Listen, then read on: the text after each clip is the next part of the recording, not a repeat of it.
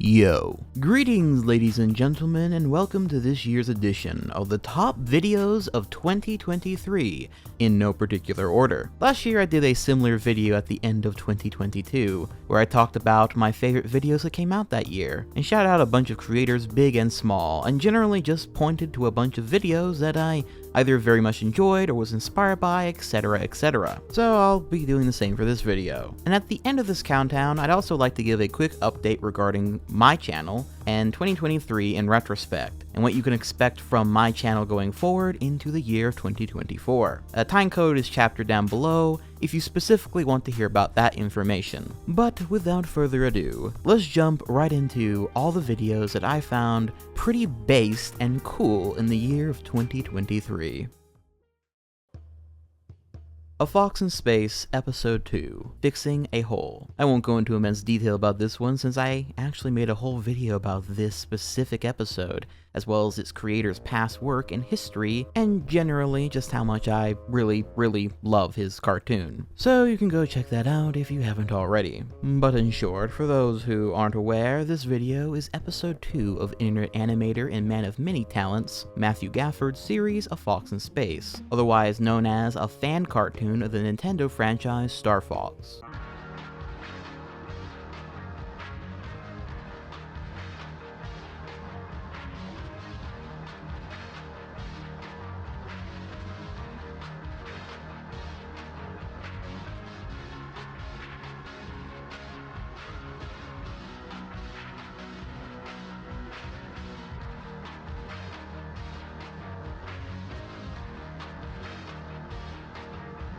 Now, I am a rather big fan of the Star Fox series, but truth be told, this video and whole series by Gafford is kind of his own thing at this point. With both amazing animation, interesting characters he's very much made his own, a gripping story, and a good mixture of tense and dark atmosphere as well as goofy comedy and character interactions. It's hard to really do it all justice without just simply watching it yourself, but it very much has that aura of like a late night Adult Swim cartoon that would show up at around 2:30 a.m. if you're at all familiar with the vibe that I'm putting down. It's Kino stuff. Panzer Dragoon series, Retrospective, a complete history and review. Last year, I included a rather lengthy retrospective by YouTuber I Finished the Video Game, who at the time was a far smaller channel than he is now, as I first discovered him when he had less than 1,000 subs, and since then he has skyrocketed to a channel with 134,000 subs and growing every day, all thanks to his amazing, well-edited, constructed, and researched and presented retrospectives of various video game franchises. And while he has actually made several very good ones this year, my personal favorite that he's made in 2023 is his Panzer Dragoon series retrospective, which admittingly I had never really gotten a chance to play before originally watching this video.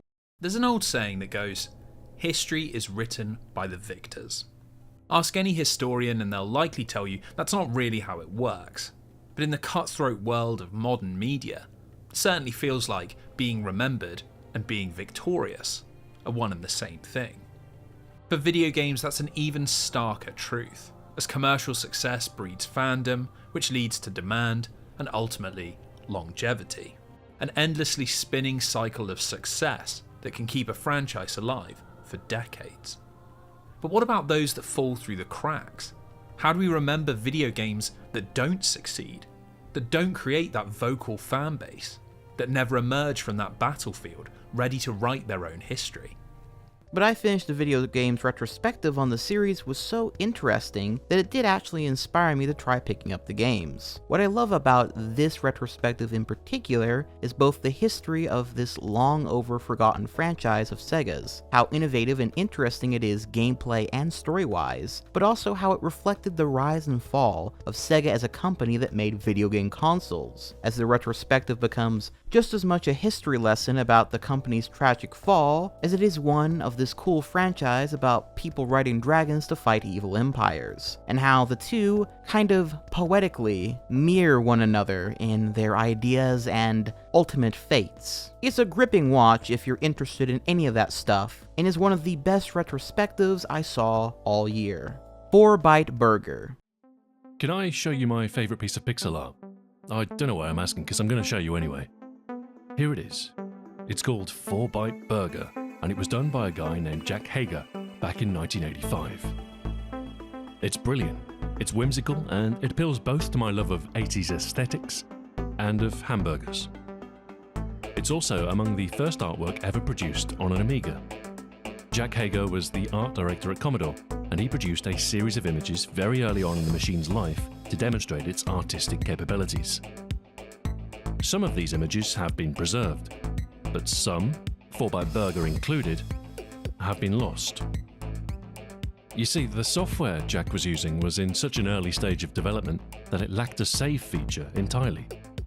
There was no way of storing the images you created to disk.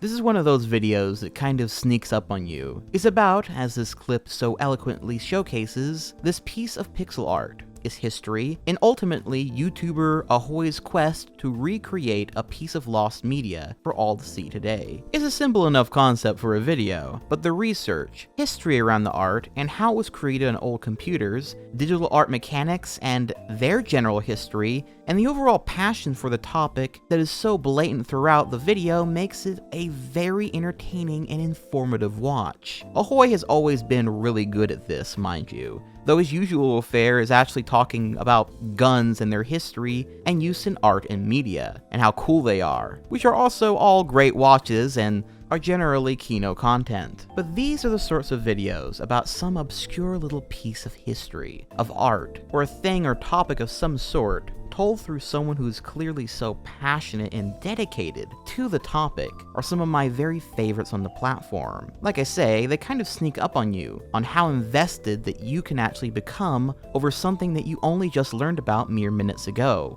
which, in my mind, is the clear sign of an excellent storyteller. There's also an element of lost media to this video, as well as a discussion about the preservation of art of all kinds, which is also a topic I'm also rather personally invested and passionate about. So overall, certainly the best video I have ever watched about digital art of a hamburger. LACKADAISY Pilot. Last year, whenever I did this video, a certain genre was clearly lacking on my list of videos, and that would be animations, which is a shame because I absolutely love web animation. However, lucky for me, there were a ton of great animations and animated series pilots that released this year that I would certainly like to showcase, with one such example being LACKADAISY. That was, without a doubt, one of the best ones that I'd seen. Old Man River. That seems far too austere a name for something made of mirth and rage. Oh, roiling red blood river vein. If chief among your traits is age, you're a wily, convoluted sage.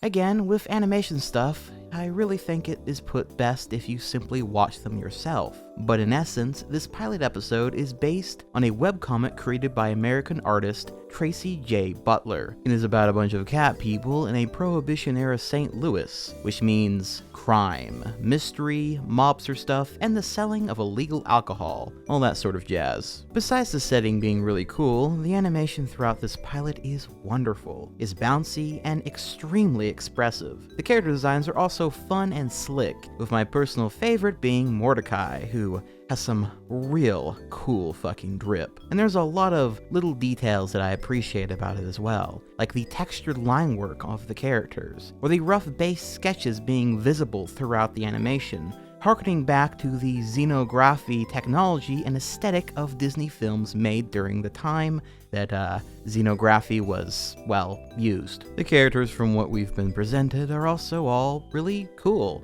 especially our main trio, Rocky, Ivy, and Calvin, who all definitely bounce off each other personality-wise. I've personally not read any of the webcomic myself, though I may do that in the future at some point. But just from this small taste of all the characters that were presented in the pilot, I can definitely say that they all seem very interesting and actually full of some depth and backgrounds that I'm very intrigued to see develop as a series would go on. It's a badass cartoon, all things considered. And speaking of badass cartoons, the amazing Digital Circus pilot. Now, if there's any video on this list that you're probably well aware of, it would probably be the amazing Digital Circus pilot. What with it having like nearly 250 million views on YouTube? Yeah, this one clearly took off.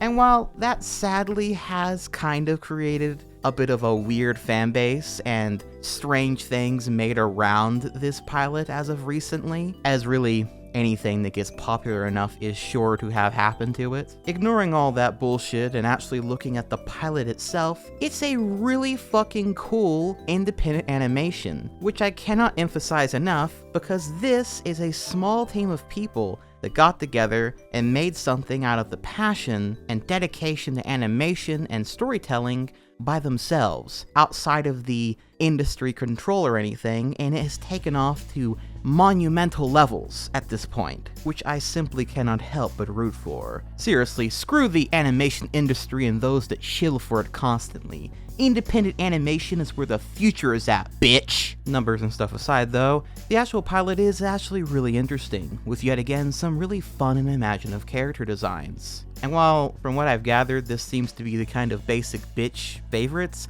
my personal favorite designs from the show are definitely Pomni, the main character, and Jax, the purple bunny man. Yet again, we have really bouncy and expressive animation, this time being in the 3D animation realm, however, with a plot that is intermixed with existential horror and almost an ARG-type story hook that makes for what I'm sure is going to be a really interesting animated series to follow. My only small criticism of the Digital Circus is that it does throw a lot of ideas at you at once. However, this is actually very typical of a pilot, and I think way too many people are way too critical of that when a pilot's main point is to present the main cast of characters and a lot of the concepts that would be further developed in an actual series. So for a pilot, it's going to be a lot more, here's what the concept is, there you go. LACKADAISY is a bit more tight in this regard,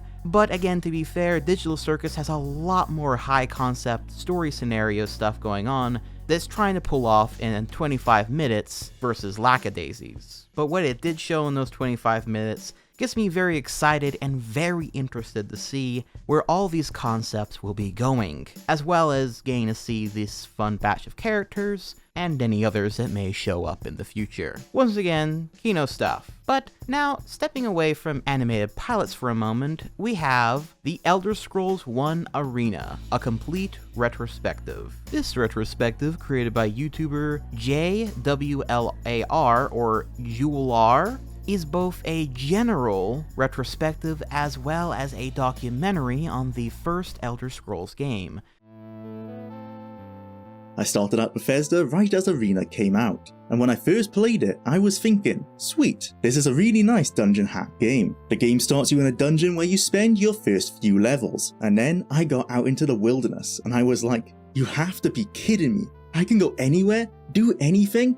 This rules. I came across a river, walked along it, found a boat, sailed it to a small island where I found a crypt, went in, killed skeletons, and found a great magical item. It was that single small experience that hooked me.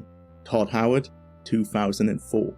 And while my interest in Elder Scrolls stuff at this point is like, nothing by now, I do, all the same, really love well-made documentaries and retrospectives of games of all kinds, with this one covering what is without a doubt the only Elder Scroll game nearly no one likes and no one will simp over being their favorite, while calling the others trash, which puts it in a unique position of most of the knowledge and information about it being pretty damn obscure, and thus making this video quite valuable and an interesting watch. I also quite enjoyed his Elder Scrolls Daggerfall retrospective as well, and his passion for that game in particular really shined through. And in his Elder Scrolls 1 Arena retrospective, it was really interesting to hear not only about that game in particular, but also role-playing games and the design philosophies behind so many of them at the time. Overall, a great channel, with each new video that he has produced being better than the last production-wise, and thus I highly recommend it. And speaking of another channel that I highly recommend, Starfield Analysis, a quick retrospective. This 8-hour epic by Patrician TV, to put it simply, is a video documenting the history and various development decisions that made the most recent Bethesda game, Starfield, what it is today, as well as a detailed retrospective on what exactly Starfield is, and what it is a boring-ass piece of shit game. I'm a huge fan of Patrician TV's content, and have been following his stuff for a while now, and regardless of what he talks about, I know it will end up being a really well put together, thought out, and engaging video that, yeah, is usually pretty lengthy as well, not that I'm one to talk, and I do just so happen to really enjoy long-form analysis if it wasn't clear already, especially when it's well done, and I can always expect Patrician TV's long-form retrospectives to be exceptionally well done.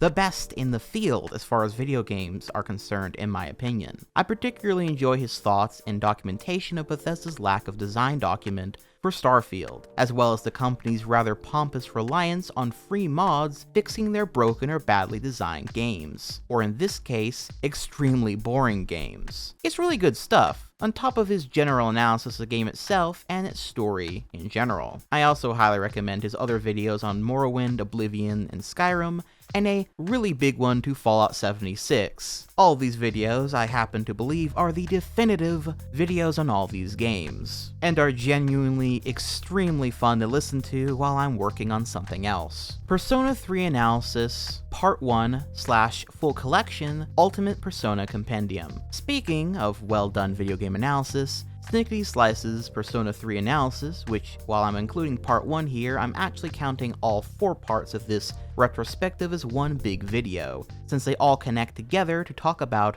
one of the greatest JRPGs ever made.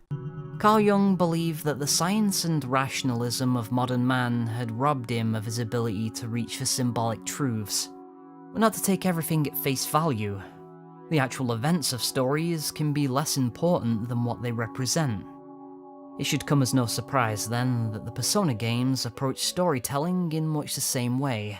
With that being said, Part 1 of this retrospective is an in-depth analysis of the game's story and extremely complex themes and ideas. And when I say in-depth, I mean more in-depth than anyone would ever go into for a game like this. This man will research mythology, philosophy, and psychology, all for the sake of the most accurate and interesting and well put together videos on Persona, which just so happen to be a mixture of all these things. Part 2 covers all the social links of the game, and what they all represent as the larger narrative is concerned. Part 3 covers the FES release and expansion The Answer and its many issues. And finally, Part 4 covers the gameplay and various release differences that have come out over the years. If you want the most in-depth, well-edited, well-researched analysis of this game as well as Persona 1 and 2, also being on his channel, this is very much your man, and without a doubt, some of the best content related to video game analysis I saw all year, and every year for that matter.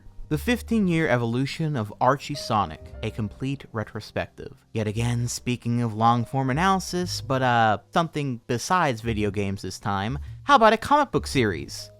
Based on a video game series. Yeah, this is a 9-hour retrospective on the infamous Archie Sonic comics, and it's one hell of a fun ride. This video is made by YouTuber LowArt, and is actually a compilation of several videos he made throughout the year about the Archie Sonic comics, and it's wild, often nonsensical, sometimes rich and deep with lore, other times a complete shit show of a comic and all the history, character progression, art design, and general structure of the comic and its ongoing narrative. I say it's a really fun ride because LowArt really goes out of his way to showcase the best of the comic that it can provide, and isn't afraid to be considered cringe or something just to share his thoughts about it, but also throughout it critiques and well articulates why the comic often falls apart and fumbles with its many stories and characters, in uniquely strange ways at times. There's a real passion to this video, and in a weird way, it almost allows you to read the comics without actually reading them,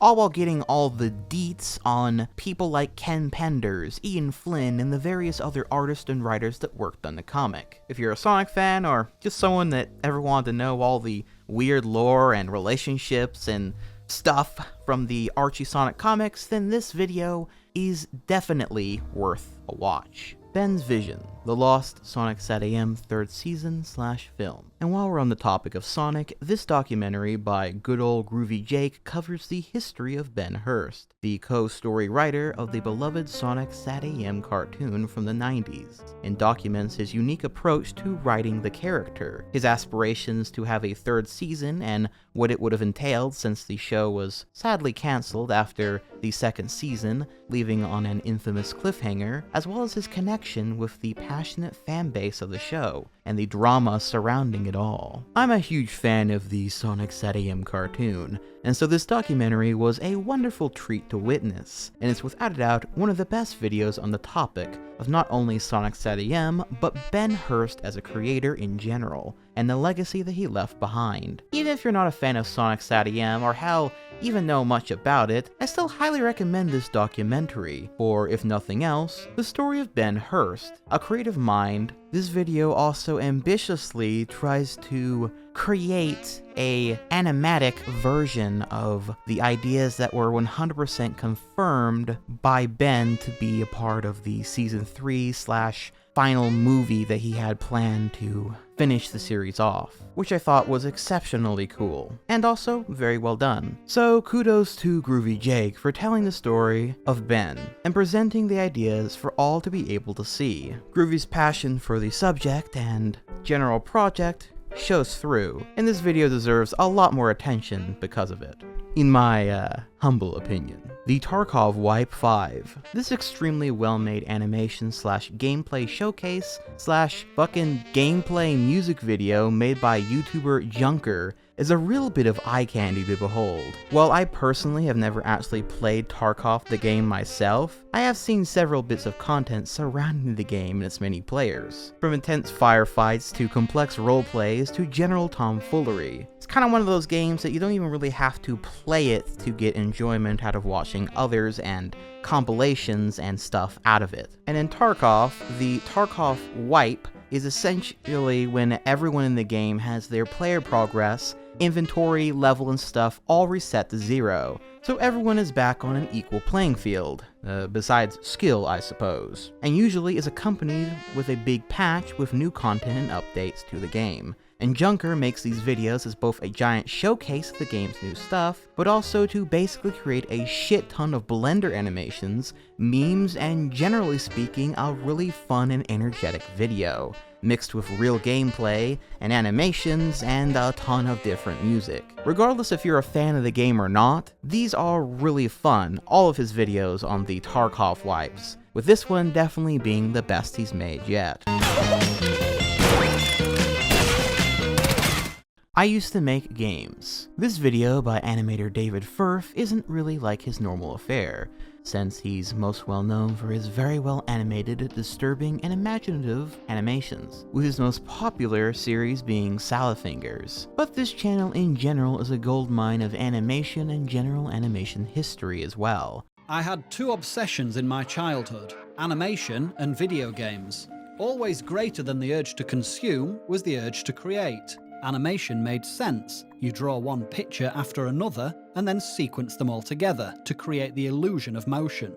Rolf Harris taught me that. I could even make my own in little notepads. But how on earth were video games made? It just seemed like sorcery as far as I was concerned. In this video, however, is instead David himself talking about his history with making video games. Edgy video games in particular. And is sort of an honest reflection on his thoughts on them, looking back, and what his mindset was behind making them. I always love seeing and hearing about people's creative processes when it comes to nearly anything. And so hearing David's thoughts back then and the sort of stuff he made was really fun to listen to, and felt like a sort of more vulnerable yet proud video for him to make. And as someone who has created a lot of stuff, many of which I have never shared with anyone except really myself, I even found certain parts of the video a bit relatable. It's one of the shorter videos on this list, but is very, very much worth a watch, alongside the rest of David Firth's channel, of course, if you somehow have never seen his stuff. The Mind Electric animation, Lonely Man's Lazarus. Oh boy,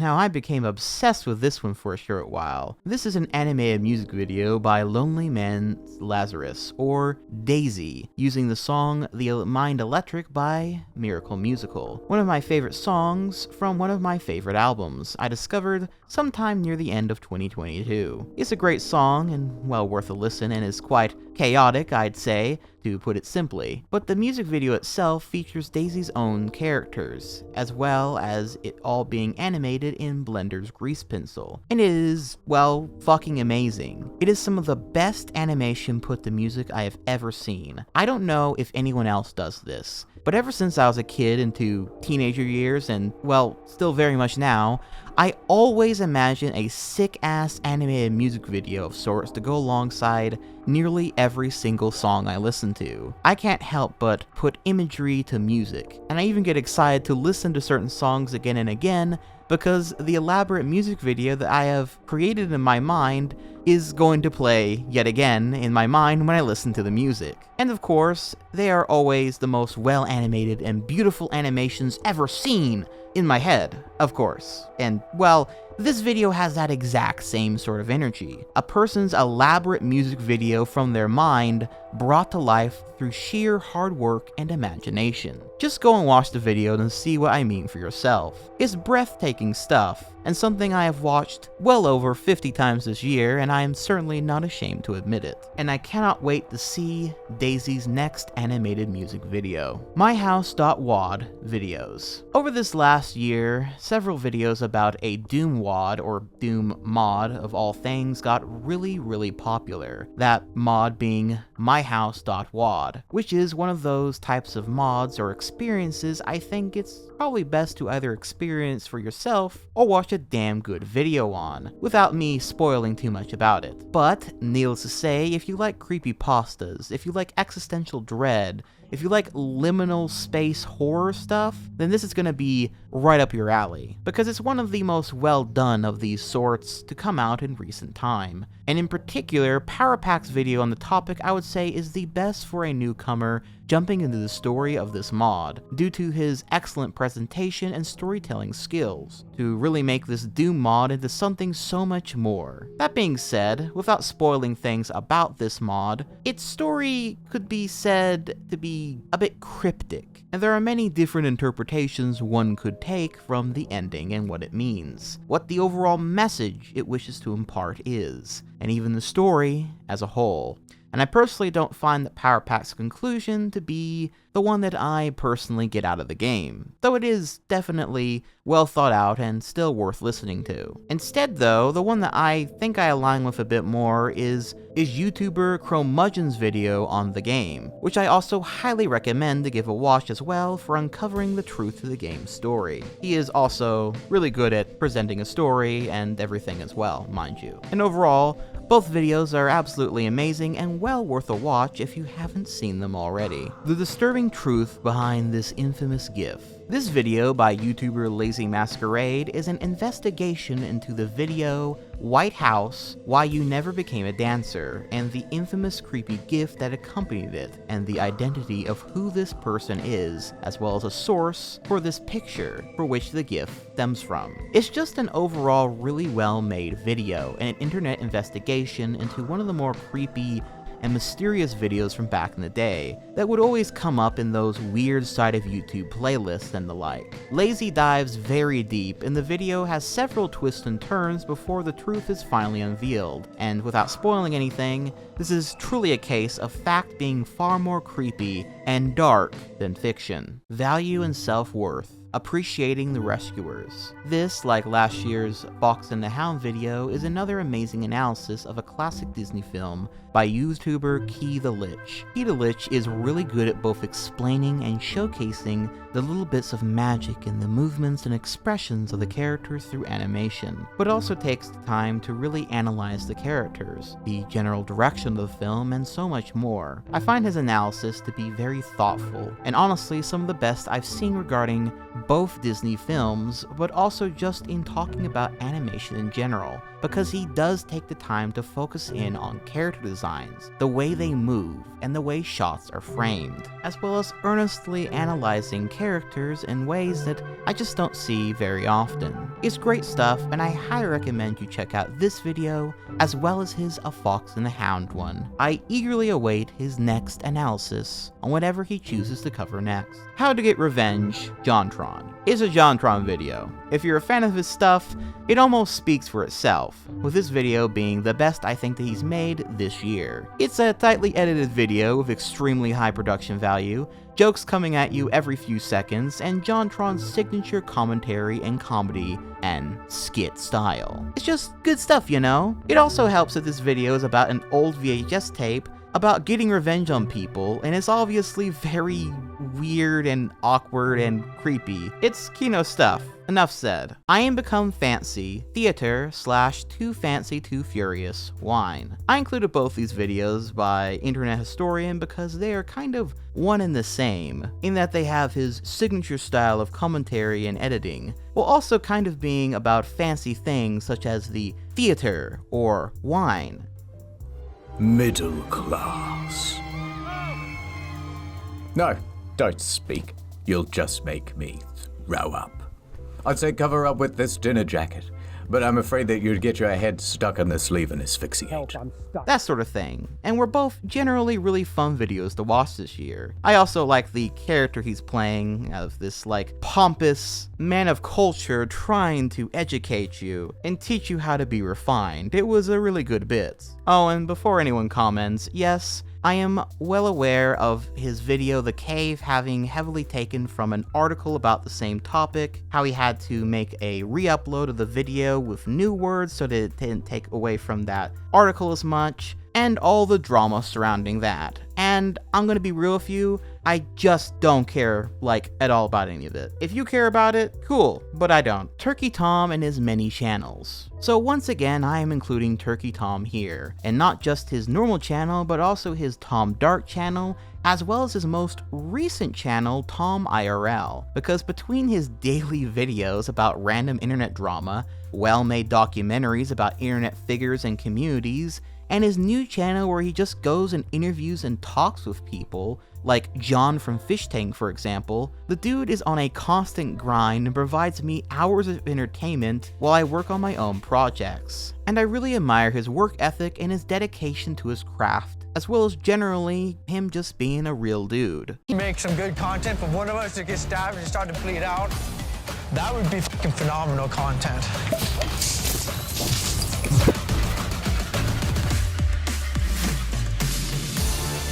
He makes Kino stuff that I know I'll continue having on in the background for some time to come. If you're ever wondering what's Dylan the Night Owl's kind of turn off his brain and listen to stuff sort of content, this is definitely one of them. Wendigoon. This is yet another general channel that I'm pointing out, but Wendigoon also makes some of the best long-form content on YouTube, period. The guy is fucking real as fuck, and talks about the most weird, creepy, or interesting or controversial stuff with the most laid-back and relatable attitude towards the topics. That really makes it feel like a cool dude telling you a story he's really passionate about. And I personally really find that comfortable and appreciate the man's storytelling abilities. Some videos to highlight from this year would be his Blood Meridian book analysis, which is a 5-hour video and well worth your time in talking about this truly interesting and disturbing novel, as well as the internet's favorite terrorist, about who else but Ted Kaczynski, aka the Unabomber, which is again a very well documented and put together video on the topic. I can't recommend his channel enough, and again, his passion and work ethic inspire me greatly. Though, judging by many of you guys' suggestions for the top videos of the year, I have a sneaking suspicion that many of you already watch Wendigoon anyway. But still, it's well worth saying that he makes some pretty Kino content. The real religion behind National Socialism, as suggested by Bane as well as several others. This video by Tick History may be a bit controversial to say the least to have on this list, since it's one of the few videos that is more political than anything else. However, I think it's actually far more than politics, and is more about the strange spiritual beliefs of Adolf Hitler and the Nazi Party, and gives some very interesting insight and research into the topic of what exactly Hitler and the Nazis believed and why, as well as debunking some ideas about them, and how his famous book reads a lot like a cult or religious text of sorts, and how this strange spirituality runs deep throughout their ideology, and may even connect with other political parties in strange ways as well. It's a well-researched video and super interesting if you're into historical stuff, and kind of what makes evil people tick, if you know what I mean. It's a bit dense of a topic for me to even begin to get into here, but if any of this sounds interesting to you, I'd just recommend giving it a watch. Revisiting Devil May Cry 1, a digest for freaks, as suggested by Candriod. This video on the surface looks like a pretty normal retrospective on Devil May Cry, but is in actuality a Devil May Cry retrospective from a very cool and schizo individual. I love eating bitches. It's a euphoria unlike any other, an experience that gets me higher than any drug on this planet. The sheer ability to overpower your enemies and consume them is something that makes me fulfill my existence every morning that I wake up. It defines the very clown that I am, and it continually drives me to become something more than just a god.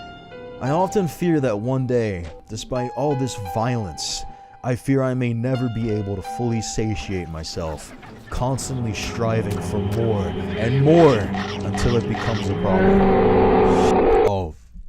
Oh wait, we're recording? Hideki Kamiya, one of the most infamous men in the Japanese gaming industry.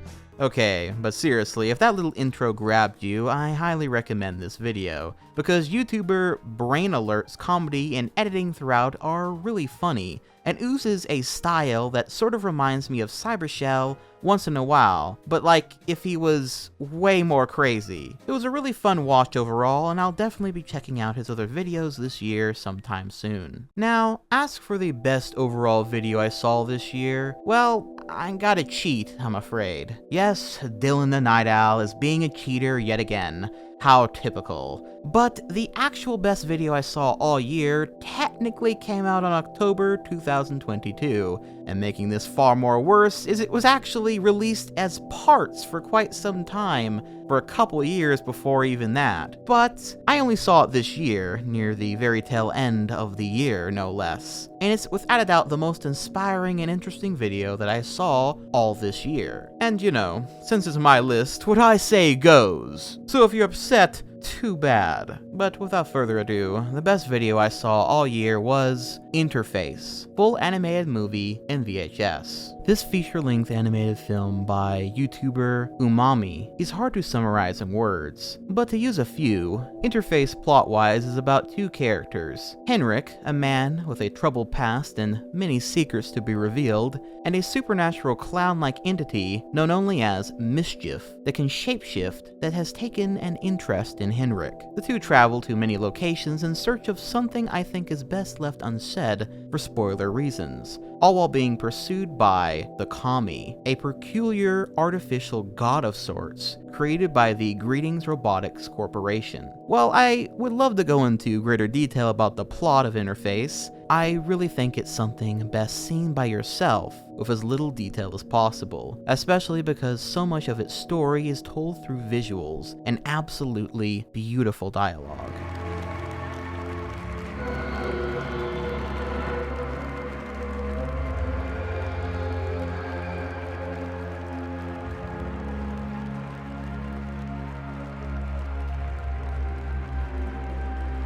Thanks for the lift. I'm so used to spaghettification as my method of transportation that I forgot what it was like to be human. What a familiar feeling. The restrictiveness of the human body. To see through your eyes. The world around you still looks no different to me, but it's what you desire that brought you here, and these are the things I'm blind to.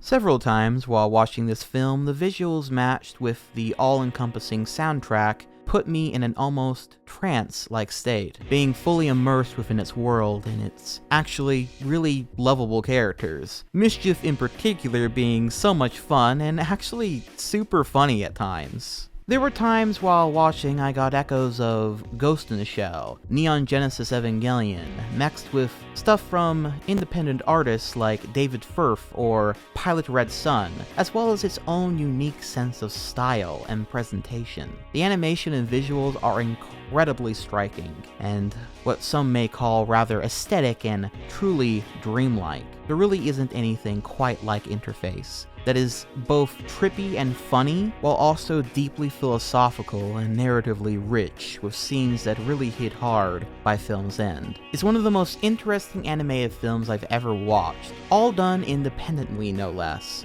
which is unbelievably inspiring to me. If you haven't seen it yet, and there's only one video you end up watching from this list, please make it this one, because this video, this film, is so much more than just my favorite that I saw this year. It's also one of my favorite animated films ever created at this point, and I cannot wait to see what Umami does next with his current project he's working on, because Interface truly is a masterpiece.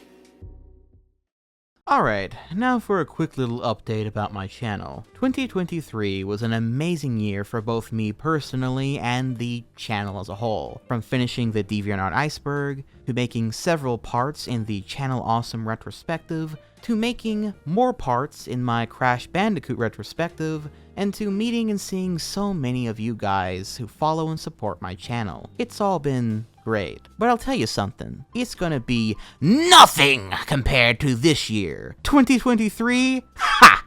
I laugh in its face. 2024 is where it's at, baby. This is gonna be the year where we win. You are gonna win. And this channel is gonna have lots of new content, both new and expected. And we'll win! I already have the entire year content-wise planned out with a little room for surprises. But overall, if all goes well, there should be more videos this year than any other year on my channel before. We're talking like double the content, ladies and gentlemen. But what is that content, you may be asking? Well, I don't want to reveal everything just yet, but here's a few things that you can expect. The Newgrounds Iceberg. Yeah, I mentioned this one before already, but yes, the next big iceberg project for this channel is the Newgrounds Iceberg, using Reddit user MaM78L's Mega Newground Iceberg as a base, with a ton of bonus entries because, you know me, I just have to make an already long iceberg even longer. I know a lot of you are excited for this one, and that's why you can expect part 1 of this new iceberg epic to come out next month in February. The Channel Awesome Retrospective. This is probably no surprise, since it's clearly going to take a lot to get this retrospective done, but currently I am covering Linkara's content, and that includes his books and webcomic, part 1 of which is already out on my channel, where I cover his first book, so make sure to go check that out if you haven't already. And you can expect part 2 of the Linkara retrospective, where I cover his other 3 books he wrote, to be out also next month in February. After that, there will be a dedicated video to his comic The Lightbringer, and then finally a video covering his actual video content, as well as some of the other drama and online history connected with him. And after that, the next person we will cover in the Channel Awesome Retrospective will be none other than Spoonie, in what is sure to be a multi-hour epic, but in one part this time. After that, I'm gonna start breaking things down into different sections of the site in more loose terms, like the members of Blister Thumbs, and the entire video game section of the site getting their own dedicated video, as well as a video for the members of Inked Reality, the anime and cartoon section of the site, before we then finally move into the Kick-Assia retrospective. So expect all that stuff to be worked on alongside the Crash Bandicoot and Don Bluth retrospectives. Both of these series will still be being worked on, and I hope to have them finished by year's end, with the Don Bluth one having 2 more videos to be expected, and the Crash one having 4 more videos. These ones will come out, as a certain Fedora man would say, when they're out. But for those who are fans of these series, these are also being worked on, with the next part of the Crash Retrospective coming out in March. Then finally we have the miscellaneous. Now, that's all the expected stuff I would say, but as for miscellaneous stuff, well, I also plan on making shorter, more simple content between the larger stuff this year, including my new series, which the first episode is out of, YouTube Dumpster Dive, where we just look at various random videos, channels, and genres on YouTube, and just sort of have fun taking a peek at them, all for a short while. There will also be 2 internet fables that are completely unrelated to the Channel Awesome Retrospective this year. Now, what they will be about, that I'm going to keep a surprise for now. There's also sure to be a few other surprise videos I have planned this year that you may not expect from my channel, like at all. Though, since I kind of just make videos about whatever the hell I want, I suppose you never really know what you're gonna get out of my channel anyway. But still, I have some ambitious and really fun stuff planned, and I cannot wait to share all that with you guys very, very soon. And if you want to know more details and be up to date with all the stuff I have cooking this year, you can go support me via Patreon, or through channel memberships for updates and behind the scenes stuff to come all throughout the year. Which, speaking of, a huge shout out and thank you to everyone who donated and supported my channel last year and into this year. Making this sort of content I do is very time consuming and a lot of work, and is both very motivating and genuinely very helpful to me to have people support my stuff so that I can make money and spend more time working on projects. So a giant thank you to all my supporters over there, including all my night eggs and owlets, as well as a giant thank you to all of my great night owls, including Huge Meatman, Hexmaniac Hannah, Icy Dice, Ho-Hot, and Medusa's Hex, as well as an even bigger thank you and shout out to all of my arch owls, including the wise Nicodemus, the talented Cherry NGT and pro gamer Dan G, the good Chi Vibe Zen Garden Party, the always awesome Daniel Petrie, the Super Saiyan Star Punch Gaming, the mystical Mr. Gaming Sheep, the fearless Forgotten Ace, and the other Super Saiyan Sword. And of course, thank you to everyone who has watched, liked, and subscribed to my channel over this last year. I hope you're all ready for the stuff I have planned and more, and also I hope any plans that you guys have are fulfilled this year too. Let us achieve victory and destroy our enemies together. But until next time, this has been Dylan the Night Owl flying off.